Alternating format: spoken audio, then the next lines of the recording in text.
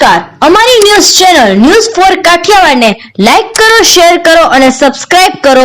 News for Kathiawad. નમસ્કાર.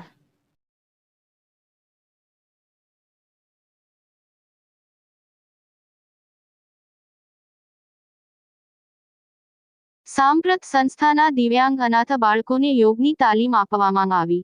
સાંપ્રત education and charitable trust, Junagadh અતિ ગંભીર અનાથ દિવ્યાંગ બાળકો માટેની સંસ્થા ખાતે આજ રોજ તારીખ 17/6/2024 ના રોજ 21 જૂન વિશ્વ યોગ દિવસના અનુસંધાને ગુજરાત રાજ્ય યોગ બોર્ડ દ્વારા સંસ્થામાં નિવાસ કરતા બાળકોને યોગ માટેની તાલીમ આપવામાં આવેલ.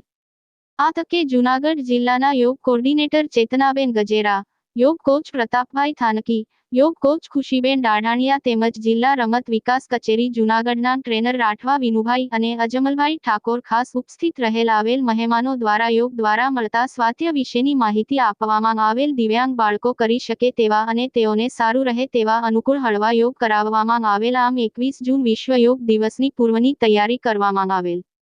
સંસ્થામાં દર વર્ષે યોગ દિવસની ઉજવણી કરવામાં આવે છે તેમ સંસ્થાના પ્રમુખ મહેન્દ્રભાઈ પરમારે જણાવેલ છે.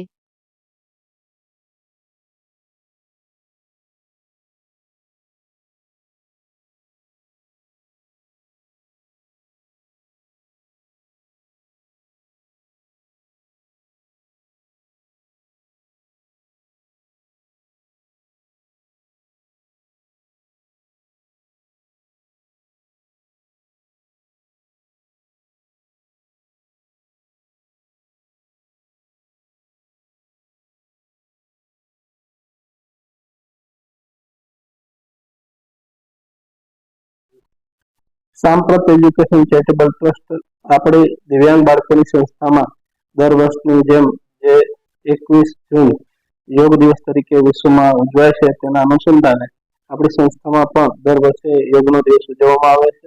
તેમાં જૂનાગઢના તમામ દિવ્યાંગોને બોલાવી અને યોગની માહિતી આપી અને યોગ દિવસ તરીકે ઉજવવામાં આવે છે.